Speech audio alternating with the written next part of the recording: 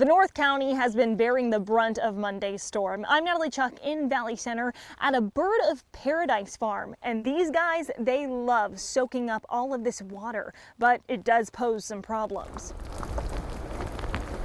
As the rain comes down, puddles are popping up all over this Bird of Paradise farm. We're fortunate to have the water run offing up on a hill, but the soil is a rather heavy clay soil that tends to retain water much more so than a sandy soil. Mark Larson has owned this 12-acre farm in Valley Center for about 25 years.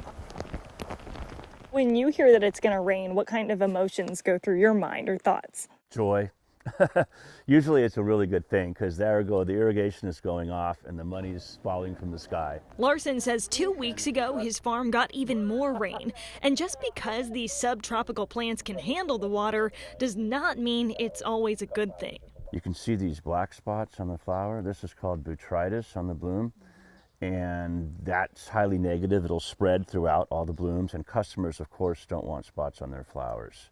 The same goes for other crops like these lemons. You can see some of these brown spots here. Nutritionally, it's completely fine, but cosmetically, a lot of customers like us might see this at the grocery store and not want to buy it. We want the darkest color, you guys. It's harder to harvest, when in the rain course, and your production stops or slows down of new emergent growth. Even with the challenges the rain brings, Larson says in his world, it's much better than getting none. We have literally the most expensive water in the nation here. So when it comes from the sky for free, it is good. Natalie Chuck, ABC 10 News.